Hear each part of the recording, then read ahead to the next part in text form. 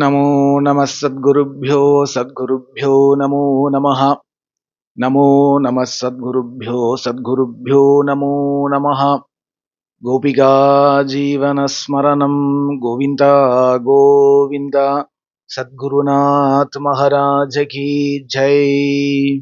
கிருஷ்ணானந்தம் சார்பாக ஒரு அறிவிப்பு. இப்போ நமக்கெல்லாம் என்ன லட்சியமா இருக்கு வாழ்க்கையில? உடம்பு உலகத்துல பல காரியங்கள் பண்ணிட்டு இருக்கு. சில பேர் ஆபீஸ் ஒர்க் பண்றா, சில பேர் சமயக்கட்டுல வேலை பண்றா, சில பேர் அர்ச்சகாலா இருக்கா, சில பேர் பரிஜாரகாலா இருக்கா. ஒவ்வொருத்தருடைய சரீரமும் லோகத்துல ஏதோ சில காரியங்களை பண்ணிட்டு இருக்கு. அதன் ரூபேன பணம் வருது. அந்த படத்தை வச்சுட்டு லோகத்துல சுகமா வாழ்றதுக்கு என்ன உண்டோ அதெல்லாம் பண்ணிட்டு இருக்கோம். அது ஒரு பக்கம் இருக்கட்டும். ஆனால் நம்ம ஹிருதயத்துல என்ன ஆசை? எப்படியாவது இதே ஜென்மால ராதாகிருஷ்ணன் இடத்துல பரம பிரேம பக்தி உண்டாகணும். இதே ஜென்மால பிரத்யக்ஷமாக ராதாகிருஷ்ணனை கண்ணு முன்னாடி நேரா பார்க்கணும். அத்தகைய ராதாகிருஷ்ணனுடைய கிருபையினால பிறப்பிறப்புங்கிற இந்த சம்சார ஜீவிதத்திலேருந்து தாண்டி கோலோகம் போயிடணும். அங்க நித்தியவாசம் பண்ணிட்டு இருக்கிற ராதாகிருஷ்ணனுக்கு கைங்கரியம் பண்ணிண்டு அவர்களையே நித்திய தரிசனம் பண்ணிண்டு அவர்களுடைய நித்திய ராசத்துல நாமும் ஒரு ஆளாக பங்கேற்று கிருஷ்ணமயமா வாழணும். இனிமேலா இங்க பிறந்துடக்கூடாது அப்படிங்கிறது தானே ஹிருதயத்துல ஆசை. எல்லாருக்கும் கிருஷ்ண பக்தி வேணும் அப்படின்னு தானே ஆசை. அப்படி இதே ஜென்மால அப்படி ஒரு போக்குவரவு இல்லாத திருடமான கிருஷ்ண பக்தி அனுபவத்துல சம்பாதிச்சுக்கணுமானால் நிறைய வழிகள் இருக்கு. நாம ஜபம் பண்ணலாம், நாம சங்கீர்த்தனம் பண்ணலாம், சத்கந்த பாராயணம் பண்ணலாம், திவ்ய தேசங்கள் எல்லாம் தரிசனம் பண்ணலாம், ஊத்துக்காடு போன்ற அபிமான கஷேத்திரங்களையும் தரிசனம் பண்ணலாம்.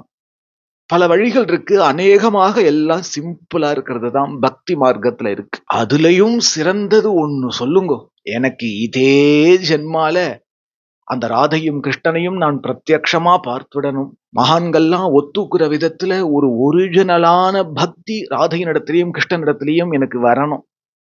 நானும் ஒரு பக்தனா வாழ்ந்து சாகணும். இனிமேலா இந்த பிறப்பிறப்புல சிக்கின்றிடக்கூடாது. அதற்கு பல வழிகள் இருக்கு. ஏதாவது ஒண்ணு சொல்லுங்க. அத்தனையிலேயும் சிறந்தது ஒண்ணு சொல்லுங்க. அப்படின்னா கிருஷ்ண கதாசிரவணம் தான். கிருஷ்ண கதாசிரவணம் அப்படின்னா ரெண்டு விதம். பகவான் ஸ்வயமே அவதாரம் பண்ணி லீலைகள் பண்ணதும் கிருஷ்ண கதை தான். கிருஷ்ணாவதாரத்துக்கு பிறகு பகவானுடைய அவதார காலங்களுக்கு பிறகு பகவானே கிருஷ்ணனே கதின்னு வாழ்ந்த மகான்களுடைய ஜீவிதமும் கிருஷ்ண கதை தான். அதுல நமக்கு எல்லாருக்குமே பிரசித்தமா தெரிஞ்சது பண்டரி கஷேத்திரம். பண்டரி கஷேத்திரத்துல பாண்டுரங்கனே கதி, பண்டரி கஷேத்திரமே கதின்னு எத்தனை மகான்கள் வாழ்ந்திருக்கா. ஒவ்வொன்னும் லட்டு லட்டு.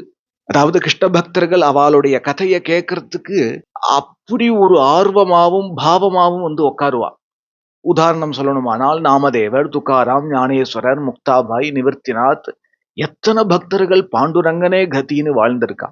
அது மாதிரி குருவாயூர்லயும் வாழ்ந்திருக்கா. குருவாயூர் கஷேத்திரமே கதி, குருவாயூரப்பனே கதின்னு. அது மாதிரி வாழ்ந்த பக்தர்களுடைய சரித்திரங்கள் எல்லாம் நாம் கிருஷ்ணானந்தத்துல சொல்லியிருக்கோம். அது போல ஸ்ரீ பிருந்தாவன கஷேத்திரமே கதி, அங்க இருக்கிற ராதாகிருஷ்ணனே கதின்னு ஆயிரக்கணக்கான பக்தர்கள் வாழ்ந்திருக்கா. ஒவ்வொருத்தருடைய ஜீவிதமும் நமக்கு பாடம். அவ எந்த ரீதியில கிருஷ்ணனை ஆசிரியிச்சா, அவ எந்த ரீதியில ஆன்மீக சாதனைகளை பண்ணா, அதாவது ஜபம், ஹோமம், தியானம், அது மாதிரி என்ன சாதனைகளை பண்ணிட்டு கிருஷ்ண பக்திய சம்பாதிச்சா, அவர்களிடத்துலேன்னு பிரத்யேகமா ராதையும் கிருஷ்ணனும் என்னென்ன லீலைகளை பண்ணா, ராதாகிருஷ்ணனுடைய கிருபையினால அவர்கள் இதே ஜென்மால எத்தகைய கிருஷ்ணானந்தத்தை அடைஞ்சா அப்படின்னு பிருந்தாவனத்துல வாழ்ந்த பக்தர்களுடைய சரித்திரம் நிறைய இருக்கு. இதெல்லாம் திரும்ப திரும்ப திரும்ப கேட்கறத ஒண்ணுதான் நமக்கும் கிருஷ்ண பக்தி வரத்துக்கு ஒரு காரணமாக, ஒரே காரணமாக அமையும். ஆனால் பண்டரி கஷேத்திரத்துல வாழ்ந்த பக்தர்கள் அநேக பேருக்கு தெரிஞ்சிருக்கு. குருவாயூர் கஷேத்திரத்துல வாழ்ந்த பக்தர்கள் அந்த அளவுக்கு தெரியல அப்படின்னா கூட இப்போ நிறைய பேருக்கு தெரிஞ்சிருக்கு. ஆனால் ஸ்ரீ பிருந்தாவனத்துல, ஏன்னா எல்லா ஆச்சாரியர்களும் ஆழ்வாராதிகளும் தலையில தூக்கி வச்சுட்டு கொண்டாடின ஒரு மகா புண்ணிய கஷேத்திரம் ஸ்ரீ பிருந்தாவனம். அந்த பிருந்தாவனத்தோட நாயகன் கிருஷ்ணன், நாயகி ராதை. அவளே கதின்னு வாழ்ந்த பக்தர்கள் ஆயிரக்கணக்கானவர்கள் இருந்த போதிலும் தமிழ்நாட்டுல இருக்கிற ஜனங்களுக்கு கிட்டத்தட்ட ஒரு 95% ஜனங்களுக்கு தெரியல. அது தெரியணும். இப்போ அது மாதிரி இருக்கிற பக்தர்களுடைய சரித்திரமா தான் நான் சொல்லிட்டு வரேன். அதுல 4/8/2026 காலையில சென்னையில பிருந்தாவன பக்தர்களுடைய சரித்திரம் பிரவச்சனம் நடக்கிறது. காலையில எங்க பிரவச்சனம் அப்படிங்கிற அந்த அட்ரஸ் இப்ப நான் பேசி முடிச்சோனே ஸ்கிரீன்ல வரும். அத நோட் பண்ணிக்கோங்க.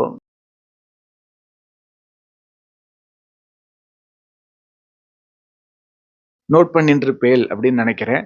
அதே 4/8/2026 சாயங்காலம் ஒரு இடத்துல வேற பிருந்தாவன பக்தர்களுடைய சரித்திரம் பிரவச்சனம் நடக்கிறது. சத்சங்கம் நடக்கிறது.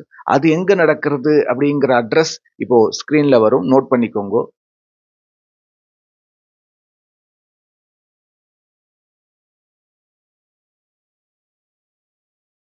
இந்த 2 சத்சங்கத்திலயும் சென்னையில இருக்கிற அத்தனை கிருஷ்ண பக்தர்களும் இந்த 2 சத்சங்கத்திலயும் ராதாகிருஷ்ணன் ஆசிரியச்சிருக்கிற அத்தனை கிருஷ்ண பக்தர்களும் தவறாம வந்து கலந்துக்கோங்கோ. ஜென்மால இத்தகைய பக்தர்கள் ஒருத்தர் இருக்கா அப்படின்னே தெரியாது உங்களுக்கு. ஆனால் ஒன்னொன்னும் அனுபவமா இருக்கும். நெஞ்ச உருக்கக்கூடிய விதத்துல இருக்கும். பக்தினா இதுதானா?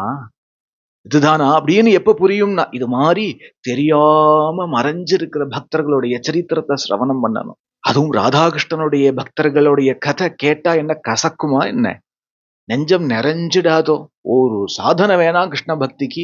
இது ஒண்ணே போரும். அப்படி எல்லாரும் வந்து கலந்துக்கோங்கோ. சென்னையில ராதாகிருஷ்ணனுடைய பக்தர்கள் யாரெல்லாம் இருக்கேலோ அத்தனை பேரும் இந்த 2 சத்சங்கத்திலையும் கலந்துண்டு என் தெய்வம் கிருஷ்ணன் குருவாயூரப்பன் கோபாலனுடைய கிருபையையும் கிருஷ்ண பிரேம ஸ்வரூபிணி ராசேஸ்வரி ஜெகன்மாதா என் தெய்வம் ராதையோடைய கிருபையையும் பெற்றுக்கொள்ளணும். இது மாதிரி அவர்களே கதின்னு வாழ்ந்த பக்தர்களுடைய சரித்திரம் எங்கெல்லாம் பிரவச்சனம் நடக்கிறதோ அங்கெல்லாம் சத்தியத்து மேல சத்தியம் ராதையும் கிருஷ்ணனும் கூட்டத்துல ஒருத்தரா உட்கார்ந்து கேட்பா. ஏன்னா ராதா கிருஷ்ணனும் சிரவணம் பண்றதுக்கு ஒரு கிரந்தம் உண்டானால் அவர்கள் ஆசிரியிச்ச பக்தர்களுடைய சரித்திரம் தான் அது. வேற அவ என்ன கேட்க போறா? அவர்களும் கதை கேட்பா. அவா கதையே கேட்க மாட்டா. நாம தான் அவா கதையே கேட்கணும்.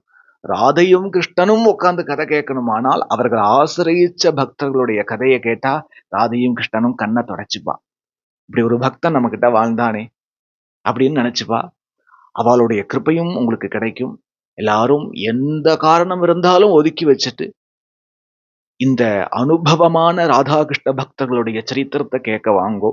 இந்த அட்ரஸை நீங்க இதை பாஸ் பண்ணி வச்சு குறிச்சுக்கோங்கோ. எனக்கு தனியா மெசேஜ் அனுப்பி லொகேஷன் இருக்கா, அந்த அட்ரஸை மறுபடியும் எனக்கு ஷேர் பண்ணுங்கோ அப்படின்னு கேட்க வேண்டாம். எல்லாருக்கும் தனித்தனியா அனுப்புறது கஷ்டம். இங்க ஸ்கிரீன்ல வந்தது இல்லையா, அதை பாஸ் பண்ணி அதை நீங்க நோட் பண்ணி வச்சுக்கோங்க. கோபிகா ஜீவனஸ்மரணம் கோவிந்தா கோவிந்தா. சத்குருநாத் மகாராஜ கி ஜெய். ராதே.